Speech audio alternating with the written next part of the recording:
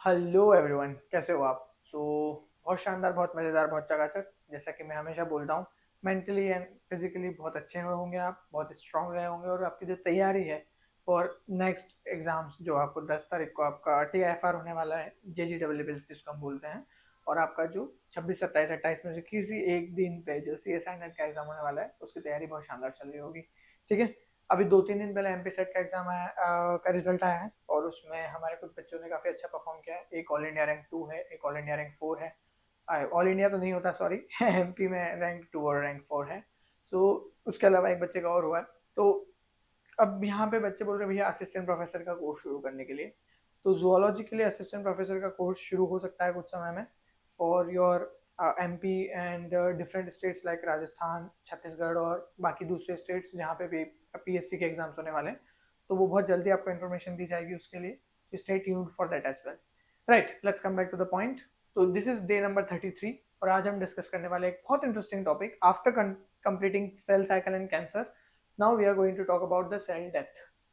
Cell की death कैसे होती है? मतलब हमने सेल साइकिल में समझा कि एक सेल से दो सेल, फिर इस तरीके से आपके अलग अलग मियोसिस और माइटोसिस के प्रोसीजर्स चल रहे हैं, रेगुलेशन चल रहा है। फिर हमने समझा कि भाई साहब आपका कैंसर एक बहुत अनकंट्रोल्ड सेल साइकिल अगर हो जाए तो कैंसर हो सकता है। तो अगर कैंसर हो सकता है अगर अनकंट्रोल्ड सेल डिवीजन हो तो कहीं कुछ ऐसा मैकेनिज्म भी होगा जो आपके इस अनकंट्रोल्ड सेल डिवीजन को होने से रोकता होगा। कॉमन सेंस है ना, तो कोई तो होगा ऐसा। उसी चीज को हम बोलते हैं अपोप्टोसिस। तो आज हमारा जो मेजर कॉन्सेप्ट बात करनी है वो है अपोप्टोसिस। और अपोप्टोसिस के बारे में हम डिटेल में समझेंगे कि how it works, how cell actually being died, कैसे वो मर जाती है। और इसी में एक फैक्टर आएगा आपका नेक्रोसिस, जो तुम ऐसे समझ सकते हो कि नेक्रोसिस सारी बीमारियों का जड़ है, बेसिकली सारी बीमारियों की जड़ नेक्रोसिस ही है। इसके बारे में बात करते हैं। Okay guys, welcome. So welcome to the next lecture, and this is day number 33 of 60 day free series, जिसके नोट्स एंड टेस्ट आपको कहाँ मिल जाएंगे आपको ऑलरेडी पता है, ऑन टेलीग्राम। टेलीग्राम पे मिल जाएंगे, वहां जाके आप इसको देख सकते हो, official channel of detox biology पे मिल जाएंगे। तो भाई साहब, ये एक संभव सीरीज चल रही है जिसमें हमारा जो मेन गोल है वो आपके सिलेक्शन को एक रियलिटी में परिवर्तित करना है without any charges. This is a free series, तो बिना किसी चार्ज के हम कोशिश कर रहे हैं इसमें। और दिस इज फोर्थ लेक्चर। आज अपना चौथा लेक्चर है सेल बायोलॉजी का। Okay, what are we going to discuss today? क्या क्या बात करने वाले हैं हम आज? तो topics that we are going to discuss today, सबसे पहला तो इंट्रोडक्शन टू अपोप्टोसिस। क्या है भैया अपोप्टोसिस, इसको इंट्रोड्यूस करेंगे, थोड़ा बहुत इसके बारे में समझेंगे। फिर हम समझेंगे अपोप्टोसिस वर्सेस नेक्रोसिस, इन दोनों में क्या अंतर है, कब आप नेक्रोसिस बोलते हो, कब आप अपोप्टोसिस बोलते हो। फिर हम समझेंगे मॉर्फोलॉजी क्या है, आपके अपोप्टोसिस की मॉर्फोलॉजी क्या है, कैसे समझ सकते हो आपके कोई सेल अपोप्टोटिक हो रही है या उसके अंदर अपोप्टोसिस के फिनोमिना होने वाले हैं। Then we will be moving towards the detection assays. Detection assays का क्या मतलब है, पता कैसे करते हो आप? जैसे आपने मॉर्फोलॉजिकल चेंजेस तो देख लिए, लेकिन ये मॉर्फोलॉजिकल चेंजेस आपको ऐसे आंख से तो नहीं दिखेंगे, क्योंकि सेल आंख से नहीं दिखती, माइक्रोस्कोपिक है। तो कुछ डिटेक्शन एसेज होते हैं जो आपको ये समझाते हैं कि हाँ, इसके अंदर अपोप्टोसिस हो रहा है या होने वाला है या कब होगा। इसी के बाद में एक आ जाता है अपने पास में फिर पाथवेज ऑफ अपोप्टोसिस, जिसमें हम इंट्रिंसिक, एक्सट्रिंसिक और परफोरिन ग्रेन्जाइम वाले पाथवे के बारे में बात करेंगे। And lastly we will be understanding about what is the relation between a cancer and the apoptosis, कि कब आपका कैंसर और अपोप्टोसिस जो है वो डिसरेगुलेट हो जाए कहीं से, तो क्या दिक्कतें हो सकती है, और क्यों कैंसर और अपोप्टोसिस एक दूसरे का इनवर्स है। अगर अपोप्टोसिस हो रहा है तो कैंसर नहीं हो रहा है, और अगर कैंसर होगा तो अपोप्टोसिस नहीं होगा। क्योंकि हम जानते हैं कैंसर का सीधा सीधा मतलब क्या है, इमोर्टेलिटी है ना। इमोर्टेलिटी माइलोमा सेल से अपन बनाते हैं ना, हेड सिलेक्शन मीडिया से हमारी मोनोक्लोनल एंटीबॉडीज में यूज करते हैं। तो बेसिकली हम जानते हैं कि कैंसर क्या है, एक इमोर्टल प्रॉपर्टी है, और अपोप्टोसिस क्या है, सेल डेथ की प्रॉपर्टी है। तो ये दोनों अलग अलग बातें हैं, तो इनके बारे में थोड़ी सी बातचीत अपन समझने की कोशिश करेंगे। Let's start with the first point, the introduction. अगर हम इंट्रोडक्शन की बात करें अपोप्टोसिस की, तो ये बेसिक से मतलब क्या है इसका, तो इसका बेसिक सा मतलब सिर्फ ये है कि इसको हम लोग बोल देते हैं कि भाई साहब ये प्रोग्राम्ड सेल डेथ है। क्या मतलब है इसका? प्रोग्राम सेल डेथ का मतलब कि इसकी डेथ को प्रोग्राम किया गया है, हम ऐसे कुछ एक्ट्स करेंगे, ऐसे कुछ काम करेंगे, ऐसे कुछ एक्टिविटीज होंगी जिसकी वजह से आपकी किसी पर्टिकुलर सेल की डेथ हो जाएगी। This is basically program cell death, है कि नहीं? इसके अगर अपन बात करें तो क्योंकि ये प्रोग्राम्ड है, ये प्री प्लान्ड है, या तो बोल सकते हो प्लान्ड है, तो it should be highly regulated, बहुत ज्यादा प्रॉपर तरीके से रेगुलेट होना चाहिए। और रेगुलेटेड को आसान भाषा में कहा जाए तो हम बोल सकते हैं कि एक कंट्रोल्ड प्रोसेस है ये, जिसमें जो सेल है वो अपने आप को खुद डिस्ट्रक्ट कर लेती है। It is the cell self destruction, cell self destruction, word याद रहेगा। तो प्रोग्राम सेल डेथ इसको अपन बोल रहे हैं। इसी में अगर अपन आगे बढ़े तो जो टर्म है आपकी अपोप्टोसिस, वो आपके कार और वाइली एंड क्यूरी, इन तीनों ने 1972 में सबसे पहले यूज करी थी उनके जो समाइनल पेपर था उसके अंदर। तो कई बार जो कार है आपके, इनको हम फादर ऑफ अपोप्टोसिस भी बोल देते हैं कई बार कार, क्योंकि इन्होंने सबसे पहले इसके बारे में बात बताई थी कि हाँ इस तरीके के प्रोग्राम सेल डेथ के इवेंट्स होते हैं। अब एक बात ध्यान देना, यहाँ पे कुछ और बातें भी याद रखनी है तुमको।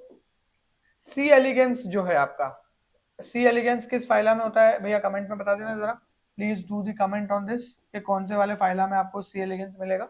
ठीक है, एक तो ये बताने का है अपने को। उसके अलावा अगर हम नेक्रोसिस के बारे में बात करें, अच्छा मैं सी एलिगेंस के बारे में बात कर रहा सॉरी, सी एलिगेंस में याद रख लेना है कि हॉर्विट्स, सिडनी ब्रैनर एंड सल्स्टन, इन तीनों को मिला के 2002 का नोबेल प्राइज दिया गया था for discovering the genes involved in the apoptosis of C elegans या इन सी एलिगेंस। ठीक है, तो ये एक बेसिक सा फैक्ट अपने को याद रखना है। हॉविट्स HORVITZ, ब्रैनर एंड सल्स्टन, इन तीनों को मिलकर 2002 का नोबेल प्राइज दिया गया था। 2002 नोबेल प्राइज, थोड़ा ढंग से लिखते हैं यार, 2002 नोबेल प्राइज दिया गया था मेडिसिन एंड फिजियोलॉजी में। ठीक है, अब देखो जब हम अपोप्टोसिस की बात करें तो एक दूसरा मैकेनिज्म भी होता है सेल डेथ का, और उसे कहा जाता है नेक्रोसिस। नेक्रोसिस क्या है भैया, ये आपकी एक अनकंट्रोल्ड सेल डेथ है, it is a uncontrolled cell death. और इसमें यूजुअली सेल्यूलर डैमेज एक इंपॉर्टेंट रोल प्ले करता है कि सेल बहुत ज्यादा डैमेज हो जाती है या उसके अंदर इंजरी हो जाती है। और अभी थोड़ी देर पहले मैंने तुमको बोला था कि नेक्रोसिस जो है वो बहुत सारी बीमारियों की जड़ है, क्योंकि आपकी सेल अगर इंजर्ड है तो वो बीमारी कॉज करेगी। इसीलिए एक बात और ध्यान रखना कि अपोप्टोसिस जो है वो एक पर्पसफुल इवेंट है, हम जानबूझ के अपोप्टोसिस करते हैं, और ये जेनेटिकली डिटरमाइंड मतलब जीन्स से डिटरमाइंड होता है, और इस वजह से काफी सारी फिजियोलॉजिकल प्रोसेसेस के लिए अपोप्टोसिस की रिक्वायरमेंट है। एग्जांपल के तौर पे तुम ये समझ सकते हो कि ये ईयर जो है, इसके अंदर यहाँ पे ये पिन्ना जैसे मेरा यहाँ से हटा हुआ है, तो हो सकता है तुमने इसके बारे में जेनेटिक्स में भी पढ़ा होगा कि पिन्ना किसी लोगों का चिपका हुआ होता है, किसी का ऐसे बाहर होता है। तो ये जो है इसमें अरेंजमेंट क्या है, जैसे उंगलियों का एग्जाम्पल ले लो कि यहाँ पे ये हमारे वेब्ड फीट रहे होंगे, जैसे हमारे जो एंसेस्टर है, मानते हैं लाइफ जो है पानी से आई है, तो पानी में हमारे एंसेस्टर रहे होंगे, तो उनके अंदर वेब्ड फीट है। हमारे यहाँ पे ये अपोप्टोसिस हो गया, तो शुरू में इंसानों के हाथ जो बिल्कुल प्रिमिटिव स्टेजेस में होते हैं तो ऐसे वेब्ड रहते हैं, पर धीरे धीरे यहाँ अपोप्टोसिस होने की वजह से ये डिजिट्स, उंगलियां बन जाती है। बात समझ में आ रही है, ये पॉइंट है। चलो इसकी एक बेसिक मैकेनिज्म समझ लो कि क्या अपोप्टोसिस में होगा। अपने पास एक नॉर्मल सेल है, इस नॉर्मल सेल में क्या होगा, सबसे पहले तो जो आपका ये सेल है ये धीरे धीरे श्रिंक होना शुरू करेगी। ठीक है, श्रिंक होना शुरू करेगी, और जो क्रोमेटिन है, जैसे क्रोमेटिन को देख सकते हो ब्लैक कलर की रिंग बन गई है, तो क्रोमेटिन बहुत ज्यादा कंडेंस हो जाएगा, तो सेल साइज में छोटी होगी, क्रोमेटिन कंडेंस होने लगेगा। मेम्ब्रेन जो है, मेम्ब्रेन आपकी ब्लैब करने लगेगी। अभी मेम्ब्रेन ब्लैबिंग क्या होता है ये भी डिटेल में बताऊंगा, अभी रुको इसके लिए। और ऑर्गेनेलीज आपके डिसइंटीग्रेट, धीरे धीरे खत्म होने लगेंगे, ऑर्गेनेलीज स्टार्ट गेटिंग डिसइंटीग्रेटिंग। फिर क्या होगा, न्यूक्लियस और ऑर्गेनेलीज पूरी तरह से कोलैप्स कर जाएंगे, इसके लिए एक वर्ड आएगा आगे चल के, हम देखेंगे उसको भी। और मेम्ब्रेन जो है वो कॉन्स्टेंटली ब्लैब होती जा रही है, मतलब उसके टुकड़े होते जा रहे हैं और अंदर की तरफ ऐसे सिकुड़ती जा रही है। ठीक है, फिर क्या होगा, ये सारी की सारी पूरी की सेल की जो स्ट्रक्चर है ये बन जाएगा अपोप्टोटिक बॉडीज, इसको अपन बोलेंगे अपोप्टोटिक बॉडीज। ये अपोप्टोटिक बॉडीज जो है आपके या तो मैक्रोफेजेस के द्वारा या आसपास कोई भी फेगोसाइटिक सेल्स है उसके द्वारा ये अपोप्टोटिक बॉडीज क्या होगी, कंज्यूम कर ली जाएगी, और कोई भी इन्फ्लामेशन नहीं होगा। ये वर्ड इंपॉर्टेंट है, इन्फ्लामेशन नहीं होगा। लेकिन जब आप नेक्रोसिस की बात करते हो तो यहाँ पे इन्फ्लामेशन होता है, और ये इन्फ्लामेशन जो है यही बीमारी की जड़ है, क्योंकि इन्फ्लामेशन से ही तो दर्द वगैरह और ये सब होते हैं ना। अपने को कहीं चोट लग जाती तो सूजन आ जाना, रेड हो जाना, और खून निकलना कई बार अगर खुली चोट है तो क्या इन्फ्लामेशन है। Getting it? चलो अब अपन आ जाते हैं थोड़ा बहुत डिफरेंस के बारे में बात कर लेते हैं। What is the difference between apoptosis and the necrosis, इसको ध्यान से समझना।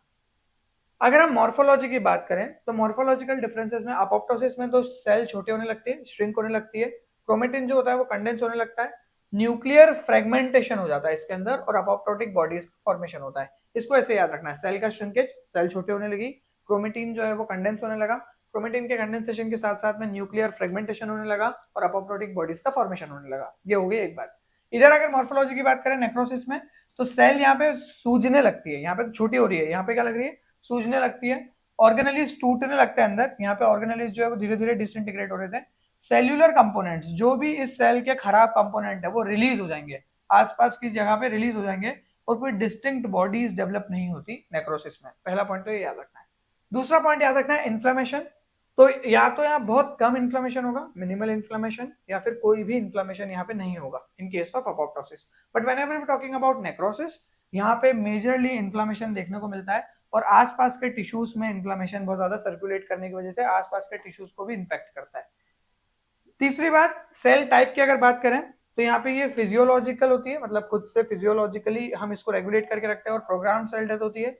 यहाँ पे ये पैथोलॉजिकल होती है, किसी पैथोजन की वजह से हो सकती है या किसी इन्फेक्शन की वजह से हो सकती है या इंजरी की वजह से हो सकती है, और ये अनकंट्रोल्ड सेल डेथ होती है। Very important point. Lastly energy dependence की बात कर लेते हैं भैया आप। तो अपोप्टोसिस आपकी एक एनर्जी डिपेंडेंट प्रोसेस है, इसको करने के लिए आपको एनर्जी लगेगी क्योंकि आप एक रेगुलेटेड मैनर में काम कर रहे हो तो एनर्जी लगेगी, बट ये एक एनर्जी इंडिपेंडेंट प्रोसेस है, फट से फट जाती है। नेक्रोसिस का बहुत अच्छा एग्जांपल तुम एक्ने ले सकते हो। एक्ने जो है जब उसको पोक करते हो तो आसपास दूसरे एक्ने शुरू हो जाते हैं ना, तो एक्ने जो है वो नेक्रोसिस का ही एक एग्जांपल है जिसको तुम समझ सकते हो। इसके अलावा आपकी बहुत सारी अलग अलग एवीएन वगैरह होती है जिसमें आपके पीछे अरेंजमेंट खराब हो जाते हैं और आपका प्रॉपर ब्लड फ्लो वगैरह नहीं हो पाता है। There are so many other things as well. तो ये सारी की सारी चीजें हमारी क्या होती है, नेक्रोसिस में कही जाती है। तो एक नॉर्मल सेल ले ली वापस नेक्रोसिस में और अपोप्टोसिस में। तो नेक्रोसिस में क्या हुआ, इसका साइज बढ़ा, स्वेलिंग हुई, ये स्वेल हो गई, और यहाँ पे ये क्या हुई, श्रिंक हो गई। ये बेसिक डिफरेंस दोनों में हो गया पहला। दूसरी चीज, ये यहाँ पे क्या होगा, एंजाइमेटिक डाइजेशन हो जाएगा और इस वजह से आपके सेल्यूलर कंटेंट पूरे फैल जाएंगे, तो दूसरी सेल्स को भी ये इम्पैक्ट करेंगे फिर जो इसके आसपास है। यहाँ पे क्या होगा, यहाँ पे अपोप्टोटिक बॉडीज का फॉर्मेशन होगा और फेगोसाइटो सेल्स आएंगी, फेगोसाइट आके इसको क्या करेगी, पूरा फेगोसाइटोसिस करके कंज्यूम कर लेगी और आपके पूरे के पूरे फ्रेगमेंट्स खत्म हो जाएंगे, आसपास के सेल को कोई दिक्कत नहीं आएगी। इसी में और डिफरेंसेस पे अगर चलते हैं अपन तो और क्या देख सकते हैं अपन, सेल फेट की अगर अपन बात करें तो यहाँ पे जो सेल फेट है हमारे अनवांटेड सेल्स को या डैमेज्ड सेल्स को रिमूव करने का एक मैकेनिज्म है बिना इन्फ्लामेशन कॉज किए, अपोप्टोसिस। और यहाँ पे आपका इन्फ्लामेशन ऑब्वियसली हो गई और टिश्यू डैमेज भी होते ही होता है नेक्रोसिस के केस में। हेल्थ की बात करें अगर, अक्रेंस इन हेल्थ, तो ये आपके डेवलपमेंट के लिए, टिश्यू होम्योस्टेसिस के लिए और इम्यून रिस्पॉन्सेस के लिए बहुत जरूरी है, असेंशियल है। लेकिन अगर इधर बात करें तो पैथोलॉजिकल कंडीशन और इंजरी से रिलेटेड होती है। जस्ट मैंने अभी तुमको थोड़ी देर पहले बताया कि सारी बीमारियां नेक्रोसिस से ही रिलेटेड है मेजरली। फिर आता है न्यूक्लियर चेंज। यहाँ पे क्रोमेटिन कंडेंस हो जाता है अपोप्टोसिस में और न्यूक्लियर फ्रेगमेंटेशन होता है। यहाँ पे न्यूक्लियस फूल जाता है और इस वजह से वो कैरियोलाइसिस की तरफ चला जाता है। कैरियोलाइसिस मतलब फट जाता है, न्यूक्लियस टूट जाता है। यहाँ पे टूटेगा नहीं, यहाँ पे फ्रेगमेंट होगा, अंतर है दोनों में, ध्यान देना। फ्रेगमेंट मतलब हम धीरे धीरे उसके छोटे छोटे पीसेस करेंगे अकॉर्डिंगली हमारे हिसाब से। यहाँ पे टूटने का मतलब वो सूज के फट जाएगा, कैरियोलाइसिस। फिर प्लाज्मा मेम्ब्रेन की अगर बात करें तो यहाँ पे ये इंटेक्ट रहती है ना, जब तक आपकी लेट स्टेजेस नहीं आती है, जैसे अपोप्टोटिक बॉडीज जब तक नहीं बनती है तब तक आपकी प्लाज्मा मेम्ब्रेन पूरी इंटेक्ट रहती है। यहाँ पे अर्ली डिस्ट्रप्शन शुरू हो जाता है, शुरू से आपकी प्लाज्मा मेम्ब्रेन टूटने लगती है और जो आपका सेल्यूलर कंटेंट है वो पूरा स्पिल बाहर धुल जाता है, धुल जाता है मतलब सराउंडिंग टिश्यूज में चला जाता है। कॉजेस की बात करें तो ये प्रोग्राम्ड इवेंट है और इस वजह से इसको फिजियोलॉजिकल क्यूज बोल सकते हो कि आपकी बॉडी खुद से बताती है कि हाँ भैया यहाँ आप प्रोसेस करो, यहाँ मत करो। नेक्रोसिस में ट्रॉमा, इन्फेक्शन, टॉक्सिन्स या स्कीमिया। स्कीमिया मतलब, स्कीमिया मतलब क्या है बेसिकली कि आपका ब्लड से रिलेटेड है कि ब्लड की कमी हो गई या इस तरीके के अरेंजमेंट्स हो गए, तो आपका क्या हो सकता है, नेक्रोटिक अरेंजमेंट्स आ सकते हैं। ठीक है, अपन अब बात कर लेते हैं मॉर्फोलॉजी। तो पहले यहाँ तक आई थिंक सारी चीजें क्लियर होगी। अभी तक हम लोगों ने बेसिक इंट्रोडक्शन समझा, क्या बेसिक मतलब है अपोप्टोसिस नेक्रोसिस का, वो समझा और डिफरेंसेस समझे। अब हम बात कर रहे हैं कि अपोप्टोसिस की मॉर्फोलॉजी कैसे काम करती है, क्योंकि नेक्रोसिस में बहुत ज्यादा डिटेल में जाने की जरूरत नहीं है। मॉर्फोलॉजी की बात करें तो सबसे पहला वर्ड क्या था, सेल का श्रिंक होना। तो सेल जो है जो अपोप्टोसिस की तरफ मूव कर रही है वो धीरे धीरे अपनी साइज को छोटा करना शुरू करती है, और ये जो है ये अल्टीमेटली आपका जस्ट उल्टा है जो स्वेलिंग देखने को मिलती है हमको नेक्रोसिस में। पहला पॉइंट बहुत बेसिक था, कुछ नहीं है। अब यहां से ध्यान से सुनना, क्रोमेटिन कंडेंसेशन की अगर अपन बात करें तो क्रोमेटिन आप ऑलरेडी जानते हो, थ्रेड लाइक स्ट्रक्चर जो पूरा जेनेटिक मटेरियल है। क्रोमेटिन जो होता है न्यूक्लियस के अंदर वो धीरे धीरे कंडेंस होना शुरू होता है, जिस वजह से आपका क्या होता है, एक डेंस यूनिफॉर्मली शेप्ड स्ट्रक्चर बन जाता है। और इसके लिए एक वर्ड होता है जिसको बोला जाता है पिक्नोसिस। ये वर्ड याद रखना, इंपॉर्टेंट है। कंडेंसेशन ऑफ क्रोमेटिन को क्या बोलते हैं, पिक्नोसिस। फिर आता है न्यूक्लियर फ्रेगमेंटेशन। तो न्यूक्लियस जो है वो धीरे धीरे फ्रेगमेंट होने लगता है छोटे छोटे वेल डिफाइंड फ्रेगमेंट्स में, और इस प्रोसेस को बोलते हैं कैरियोर हेक्सिस। अभी तक मैंने ऊपर वर्ड जो यूज किया था वो कैरियोलाइसिस था, इधर अगर तुमने ध्यान दिया हो तो ये कैरियोलाइसिस है। अब मैं जो वर्ड यूज कर रहा हूँ वो कैरियोर हेक्सिस है, दिस इज कैरियोर हेक्सिस। ठीक है, KARYORRHEXIS, कैरियोर हेक्सिस। फिर आ जाता है अपोप्टोटिक बॉडीज। तो अभी तक हम लोगों ने सेल श्रिंकेज समझ लिया, क्रोमेटिन कंडेंसेशन, न्यूक्लियर फ्रेगमेंटेशन और अपोप्टोटिक बॉडीज। तो सेल जो है वो छोटे छोटे मेम्ब्रेन बाउंड फ्रेगमेंट्स में टूट जाएगा जिसको आप अपोप्टोटिक बॉडीज बोलोगे। इसके अंदर ही आपका सेल के ऑर्गेनेलीज होंगे और न्यूक्लियर के फ्रेगमेंट, मतलब न्यूक्लियर फ्रेगमेंट वही कैरियर एक्सिस के जो प्रोडक्ट है वो आपके प्रोडक्ट कहाँ होंगे, अपोप्टोटिक बॉडीज में फिल्ड होंगे। फिर अगला प्रोसीजर है मेम्ब्रेन की ब्लैबिंग होना। जो सेल मेम्ब्रेन है वो अपने अंदर बदलाव लाती जाएगी, जिसकी वजह से उसमें बल्जेस बनने लगेंगे या ब्लैब्स बनने लगेंगे। बल्जेस का क्या मतलब होता है, जैसे ये पूरा का पूरा मेम्ब्रेन है, लेकिन अब ये मेम्ब्रेन ऐसी हो गई, तो ये बल्जेस आ गए ना, 1 2 3 4 5 6, इस तरीके से बल्जेस हो गए। फिर ये बल्जेस और ऊपर उठते जा रहे हैं, जैसे सपोज करो ये इस तरीके से। तो ये न्यूक्लियस तो अब इतना नहीं बचा है, न्यूक्लियस के तो टुकड़े हो गए, तो ये ब्लैबिंग हो रही है, इसको बोलते हैं ब्लैबिंग होना। ठीक है, तो ब्लैबिंग होगी सेल सरफेस पे। ये जो ब्लैब होंगे ये अल्टीमेटली धीरे धीरे टूट जाएंगे, और जिसकी वजह से आपकी क्या होगी, अपोप्टोटिक बॉडीज। तो इसको ऐसे समझ लो कि ये ब्लैब यहाँ से टूट गया, ये ब्लैब यहाँ से टूट गया, ये यहाँ से टूट गया, यहाँ से टूट गया, और इस तरीके से ये टूट गया। इस तरीके से तुम इसको समझ सकते हो। फिर आता है फॉस्फोडाइडल सीरीन का एक्सपोजर। अब देखो एक चीज समझो, आपकी जो यूजुअल सेल मेम्ब्रेन है उसके अंदर एसिमेट्री है। क्या एसिमेट्री है उसको भी समझ लो भैया। ये हो गई, एक ये हो गई। तो आपका जो फॉस्फोडाइडल सीरीन जो है वो अंदर की तरफ इनर मेम्ब्रेन में मिलता है। इनर मेम्ब्रेन नहीं बोलेंगे इसको, इनर लीफलेट ऑफ मेम्ब्रेन को बोलते हैं। यहाँ पे मिलता है आपका फॉस्फोडाइडल सीरीन नॉर्मल कंडीशन में। लेकिन जब अपोप्टोसिस होता है तो ये फॉस्फोडाइडल सीरीन अंदर वाली बायलेयर के जो लीफलेट है उसको छोड़ के बाहर वाली बायलेयर पे आ जाता है। बायलेयर नहीं बोलेंगे इसको, आउटर मोनोलेयर ऑफ बायलेयर बोल सकते हो तुम इसको। ये आउटर है और ये इनर है, और ये पूरा साइटोप्लाज्म है अंदर, न्यूक्लियस साइटोप्लाज्म वगैरह सब। तो पीएस जो है वो उठ के कहाँ चला जाता है, ये पीएस यहाँ से उठ के ऊपर चला जाता है बाहर की तरफ। इसीलिए यहाँ पे हम बोल रहे हैं एक्सपोजर ऑफ फॉस्फोडाइडल सेरीन। ठीक है, जरा इसको समझो, लिखा क्या है अपन ने यहाँ पे, just give me a moment. Right, see क्या लिखा अपन ने कि जो फॉस्फोडाइडल सेरीन है जो आपको यूजुअली इनर लीफलेट पे देखने को मिलता है सेल मेम्ब्रेन की, ये एक्सटर्नलाइज्ड हो जाता है आउटर सरफेस पे। और ये जो है ये अल्टीमेटली फेगोसाइटिक सिग्नल के लिए काम करता है, कि ईट मी सिग्नल है ये फेगोसाइटिक सेल्स के लिए। तो बेसिकली जो पीएस बाहर आ जाएगा ना मेम्ब्रेन पे, ये पीएस बाहर आ गया तो ये बोलेगा फेगोसाइटिक सेल को कि हाँ मुझे आके खा लो। पॉइंट समझ में आया। उसके बाद में आता है मेंटेनेंस ऑफ सेल इंटेग्रिटी। क्योंकि आप चाहते हो कि आपकी सेल जो है वो फट के पूरी फूल के बाहर ना निकल जाए, तो आप उसको इंटीग्रेट रखना चाहते हो। तो ये पूरे प्रोसेस में जो सेल है वो अपनी इंटेग्रिटी को मेंटेन रखता है, और अल्टीमेटली वो अपने सेल्यूलर कंपोनेंट्स को क्या करता है, निकलने नहीं देता है बाहर, जिसकी वजह से इन्फ्लामेशन जो है वो बहुत कम होता है। क्योंकि ये सेल तो खराब हो गई है, लेकिन अगर इस सेल का खराब कंटेंट बाहर वाले सेल से मिल जाएगा तो उनको भी खराब करेगा ना। ऑब्वियसली वो एक मछली पूरे तालाब को गंदा कर देती वाला कॉन्सेप्ट है यहाँ पे। ठीक है, और कोई इतनी लोड लेने वाली बात नहीं है। फिर आ जाता है अपना मिनिमल इन्फ्लामेटरी रिस्पॉन्सेस। ये अभी जस्ट मैंने तुमको बताया, क्योंकि ये एक नॉन इन्फ्लामेटरी रिस्पॉन्सेस होता है, क्योंकि हम यहाँ पे कोशिश करते हैं कि सेल पूरी तरह से इंटीग्रेटेड रहे। बाकी नेक्रोसिस में वो क्योंकि पूरी फट जाती है, जिस वजह से वो एक इन्फ्लामेटरी रिस्पॉन्स शुरू कर देती है। एनर्जी डिपेंडेंट प्रोसेस है जैसा हम ऑलरेडी जानते हैं, इसमें एटीपी की बहुत ज्यादा रिक्वायरमेंट होगी, क्योंकि वो धीरे धीरे करके डिसमेंटल करता जाएगा सेल को एटीपी को यूज करते हुए। फिर एक इंपॉर्टेंट वर्ड आता है कैस्पेसिस। कैस्पेसिस बहुत इंपॉर्टेंट है, क्योंकि इनका एक्टिवेशन जो है वो अल्टीमेटली आपके अपोप्टोसिस को कैरी फॉरवर्ड करेगा। तो जब आपका कैस्पेसिस का एक्टिवेशन होता है तो पहले तो ध्यान रखना ये है क्या, ये सेराइन प्रोटीएजेस है। सॉरी क्या बोल दिया मैंने, सॉरी, सिस्टीन प्रोटीएजेस है, नॉट सेराइन प्रोटीएज है, sorry for this, it is cysteine proteases. Cysteine proteases हैं जो आपके पूरे के पूरे अपोप्टोसिस के एग्जीक्यूशन में काम करते हैं। एग्जीक्यूशन मतलब उसको कैरी फॉरवर्ड करने में काम करता है। कैस्पेसिस क्या करते हैं, बहुत सारे सेल्यूलर प्रोटीन्स को खत्म करते जाते हैं, जिसकी वजह से आपकी जो सेल है उसके अंदर मॉर्फोलॉजिकल चेंजेस आते हैं, उसकी मॉर्फोलॉजी बदलती है। वही ब्लैबिंग वगैरह, nuclear fragmentation, cell shrinkage, chromatin condensation, ये सारी चीजें इसी से रिलेटेड है। इसी में और अगर आगे बढ़ते हैं अपन, तो ये एक बेसिक सा मीनिंग देख लो, यहाँ पे वही पूरी चीज बोल रखी है मैंने। चेंज इन रिफ्रैक्टिव इंडेक्स, तो ये तो आपने जब माइक्रोस्कोप में देखा होगा, तो इसका रिफ्रैक्टिव इंडेक्स बदलता है सबसे पहले, क्योंकि कंडेंसेशन वगैरह बहुत सारा हो रहा है इसमें। सेल का श्रिंकेज होने लगा, क्रोमेटिन कंडेंसेशन होने लगा। यहाँ पे क्रोमेटिन कंडेंसेशन का वर्ड तुमको पता ही है ना। उसके बाद में जिसको हम पिक्नोसिस वगैरह वर्ड यूज कर रहे थे, मेम्ब्रेन की ब्लेबिंग होगी, कैरियर हेक्सिस होगा, न्यूक्लियर फ्रेगमेंटेशन। देखो यहाँ पे ब्लेबिंग होने लगी, ये दिख रहा है ना इस तरीके से अरेंजमेंट।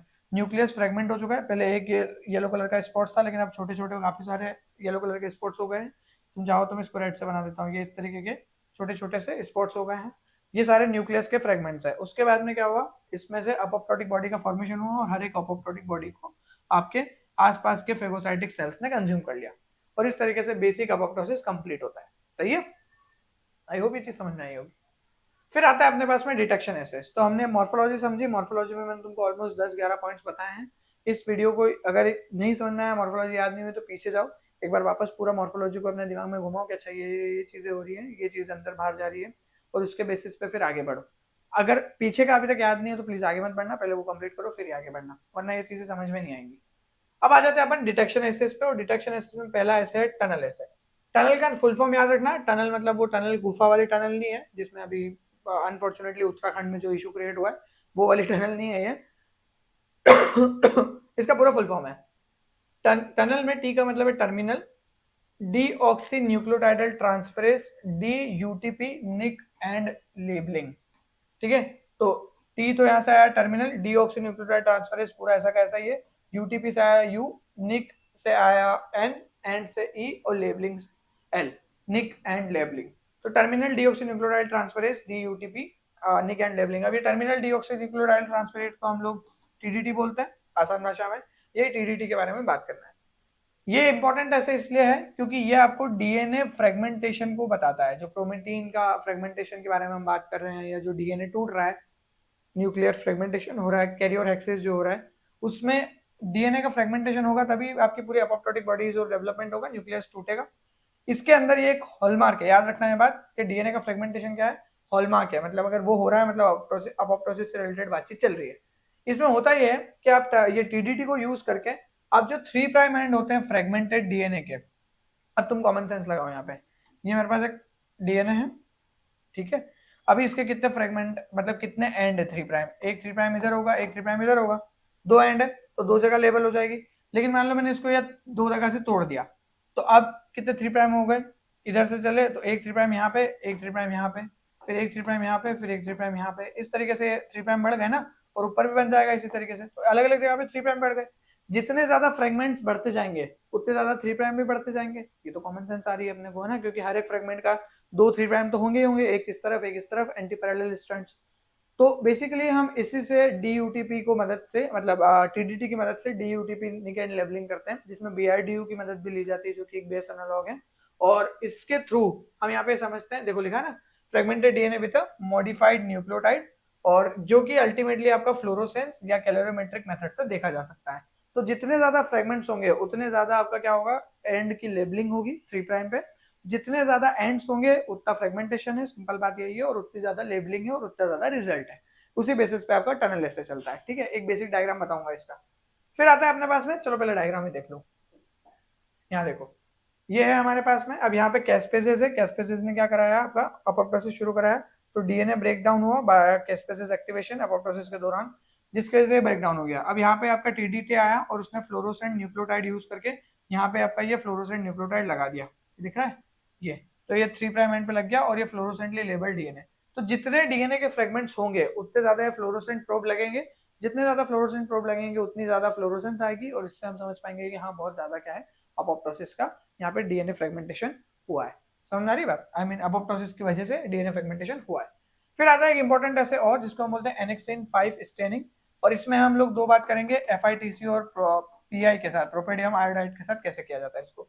सिंपल बात सिर्फ इतनी सी है कि एनेक्सिन 5 जो है वो आपके फॉस्फोडाइडल सेरीन के साथ में अल्टीमेटली रिलेशनशिप शो करेगी, जो कि आपका एक अर्ली अपोप्टोसिस का मार्कर है। मैंने अभी तुमको बताया था कि फॉस्फोडाइडल सेरीन जो होगा वो इनर मोनोलेयर से आउटर मोनोलेयर पे आ जाएगा, तो वो एक इंपॉर्टेंट मार्कर हो जाता है।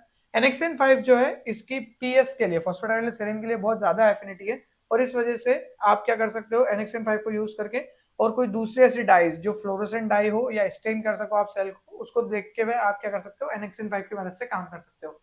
इसको भी जरा समझो कैसे होता है ये। यहाँ पे देखना, ये हमारी एक नॉर्मल सेल है ऊपर वाली, दिस इज नॉर्मल सेल, और इसका जो पीएस है वो अंदर की तरफ, फॉस्फोडाइडल सेल ये लाल वाला है। अब अपोप्टोटिक सेल मेम्ब्रेन बनी और पीएस जो हो गया, मतलब अपोप्टोसिस हुआ इसके अंदर, इसका पीएस बाहर आ गया है। तो और इसके बाद में क्या है आपका जो अपोप्टोटिक और नेक्रोटिक सेल में क्या होगा, जो मेम्ब्रेन की पीएस होगा वो अल्टीमेटली डिसइंटीग्रेट हो जाएगा क्योंकि टूटने लगेगी। तो बेसिकली आपका यहाँ पे यही तो अरेंजमेंट है, नेक्रोसिस में भी तो सेल टूटती है, फूल के टूटती है, इसमें आपका अपोप्टोसिस में कैसे होती है, ब्रेक करके धीरे धीरे अपोप्टोटिक बॉडीज बनाते हैं। तो इसमें ना एक बेसिक ऐसे चलता है, जरा इसको समझो। यहाँ पे मैंने क्या किया है, मैंने एनेक्सिन 5 ले रखा है जो एफआईटीसी के साथ में है ना, एफआईटीसी हमारी डाई है जो फ्लोरोसेंट डाई है, बेसिकली ऐसे समझ सकते हो तुम, फ्लोरोसेंट डाई। और इधर मैंने प्रोपिडियम आयोडाइड ले रखी है। प्रोपिडियम आयोडाइड के बारे में समझ लो, ये आपका एक इंटरकेलेटर है, इंटरकेलेटर जो डीएनए के अंदर जाके जोड़ जाता है और रेड कलर देता है बेसिकली ये। बट ध्यान देना कि ये डीएनए के अंदर जाके जुड़ तो सकता है but it can not pass membrane, it can not pass membrane, cell membrane के अंदर नहीं घुस सकता ये।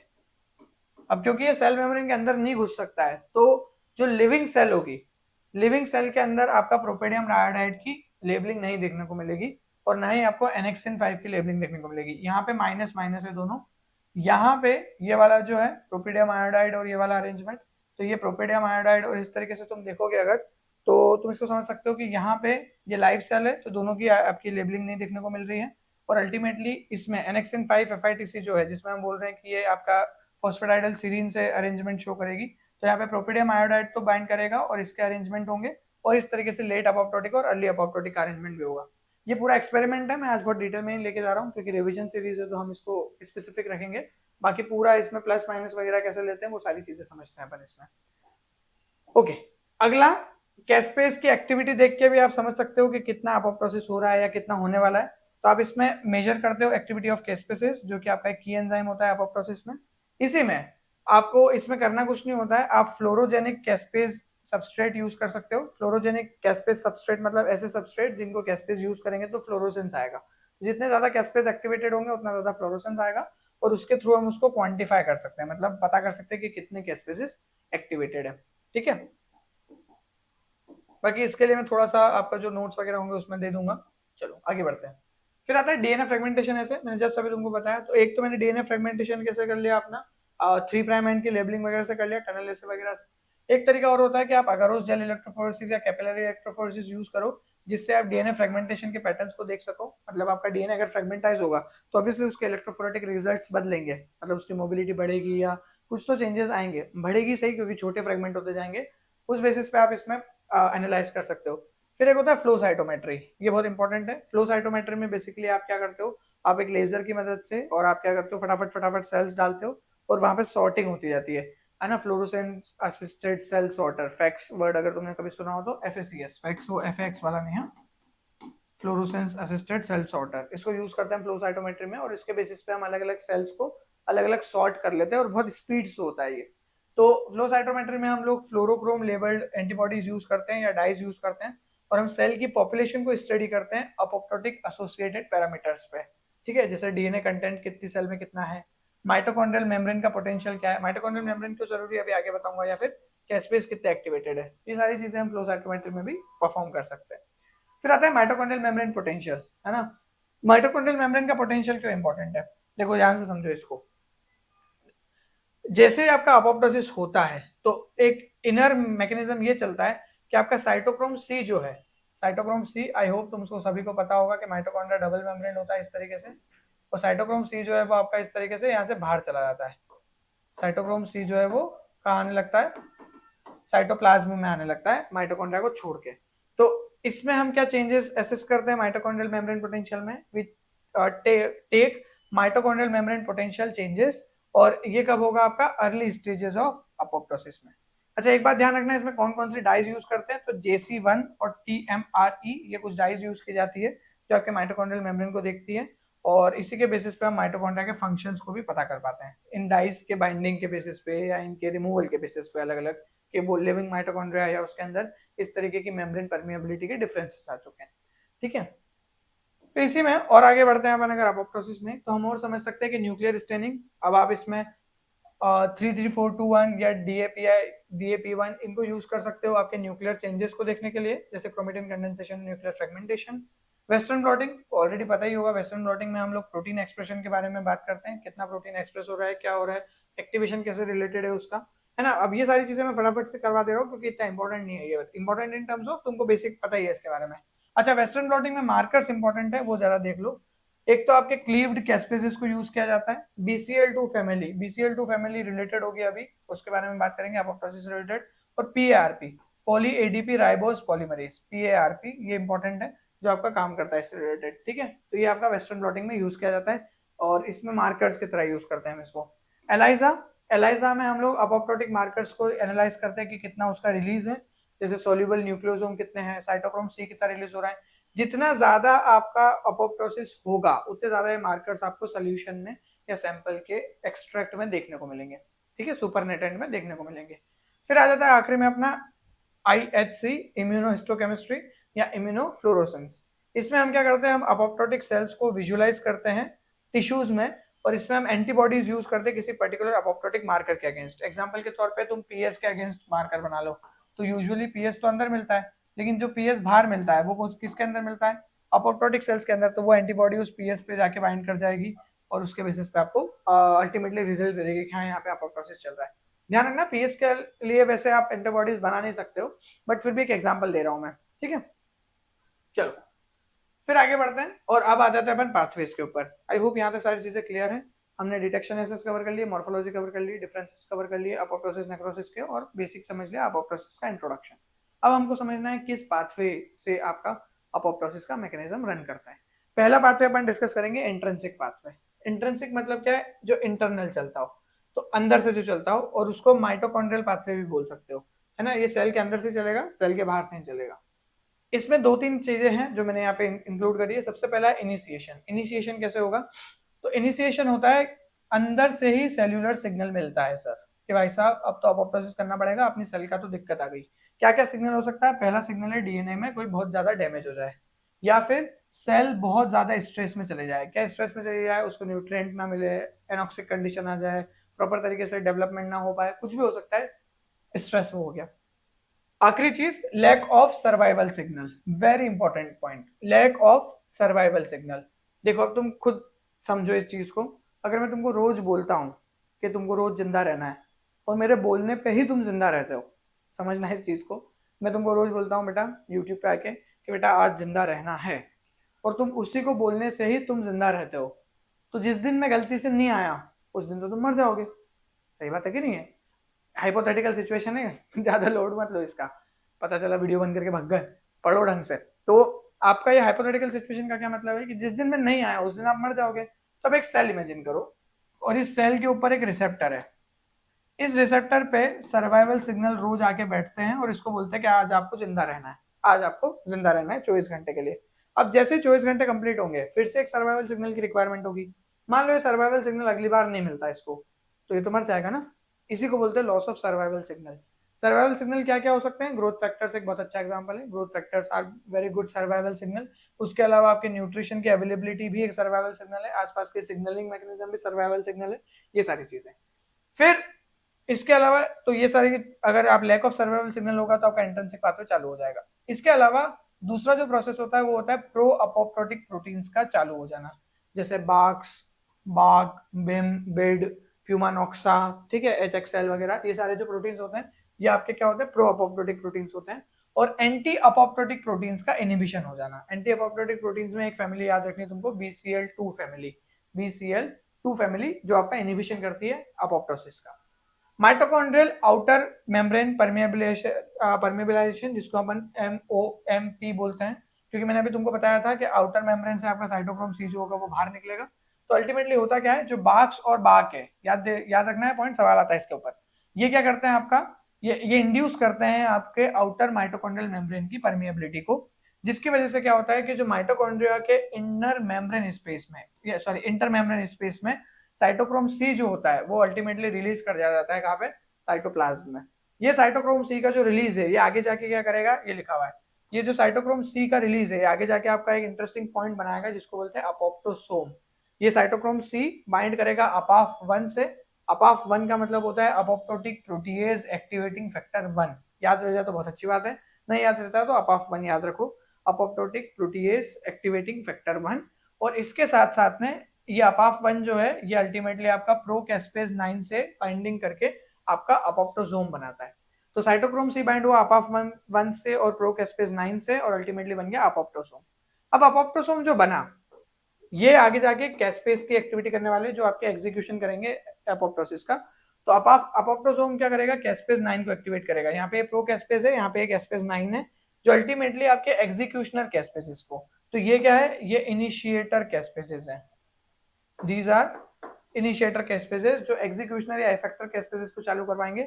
इन केस ऑफ इंट्रिंसिक पाथवे यहाँ पे ये 9 याद रखना है, और यहाँ पे ये 3 and 7 याद रखना है कि आपके एग्जीक्यूशनल कैस्पेसेस कौन से, 3 and 7। ये जो कैस्पेसेस होंगे ये आपके सेल्यूलर सबस्ट्रेट्स को क्लीव करते जाएंगे, जिसकी वजह से मॉर्फोलॉजिकल चेंजेस आते जाएंगे और आपका अपोप्टोसिस स्टार्ट हो जाएगा। मतलब हम बोलेंगे कि इंट्रिंसिक पाथवे से अपोप्टोसिस चालू हो गया है।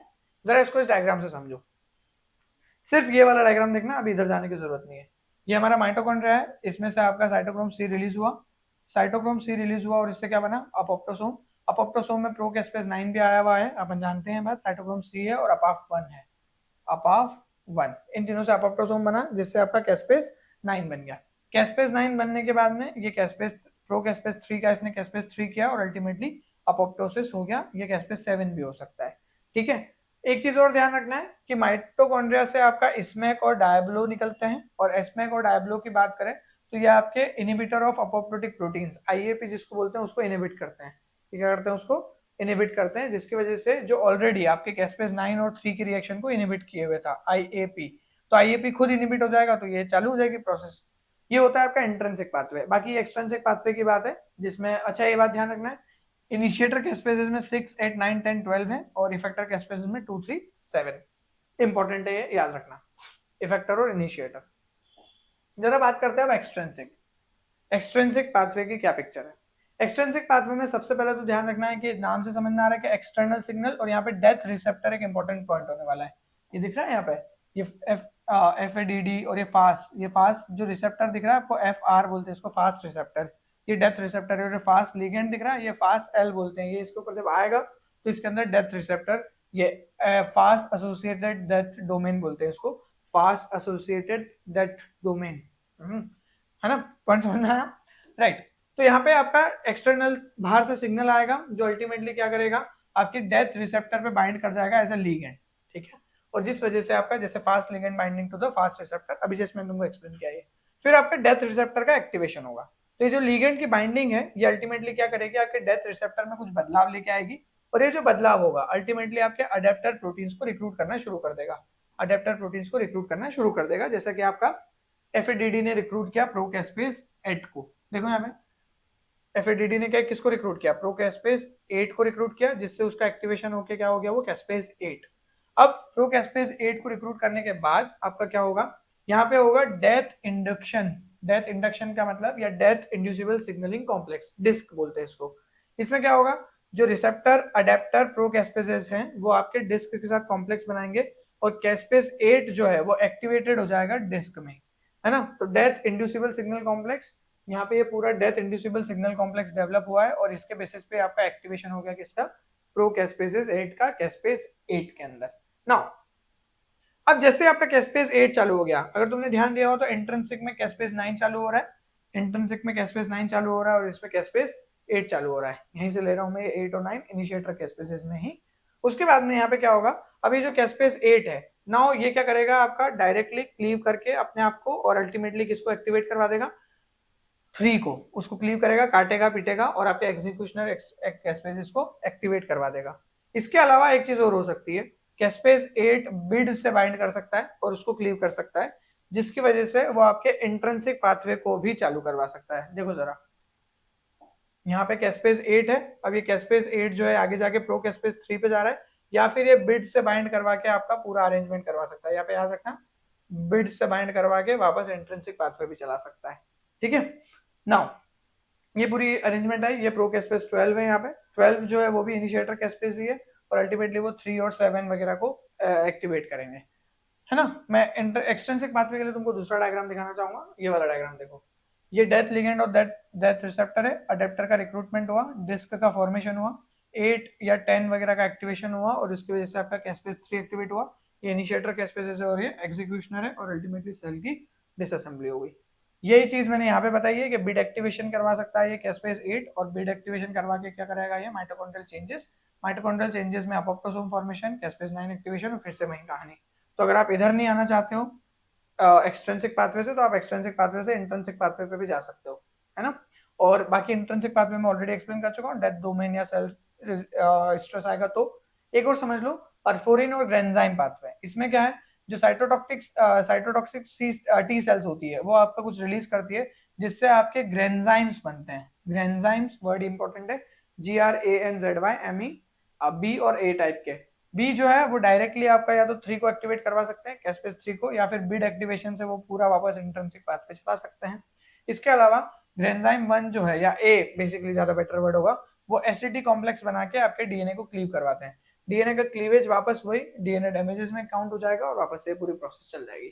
ये आपके ग्रेन्जाइन का काम है, और परफोरिन वर्ड इंपॉर्टेंट है, परफोरिन इस प्रोटीन का नाम है जिससे आपका ये ग्रेन्जाइन जो है वो इंट्रोड्यूस हो रहा है, अंदर की तरफ आ रहा है। आगे बढ़ते हैं। नाउ बात कर लेते हैं थोड़ी सी अपन अपोप्टोसिस और कैंसर के रिलेशनशिप के बीच में, what is the relation between these two. पहली चीज तो अपोप्टोसिस अगर चलेगा तो ट्यूमर जो है वो सप्रेस होगा, ये बात ध्यान रखना है। क्यों? क्योंकि अपोप्टोसिस जो है वो आपका नेचुरल डिफेंस मैकेनिज्म है कैंसर के अगेंस्ट। कैसे? क्योंकि ये उन सेल्स को खत्म करता जाता है जिसके अंदर बहुत ज्यादा जेनेटिक म्यूटेशन हो गया या फिर जेनेटिक डैमेज हो गया, मतलब डीएनए डैमेज हो गया है। डीएनए डैमेज ध्यान रखना हमेशा कैंसर को लीड कर सकता है, और इसलिए अपोप्टोसिस जो है, जैसे कि डीएनए डैमेज ज्यादा होता है उसको खा जाता है, खत्म कर देता है।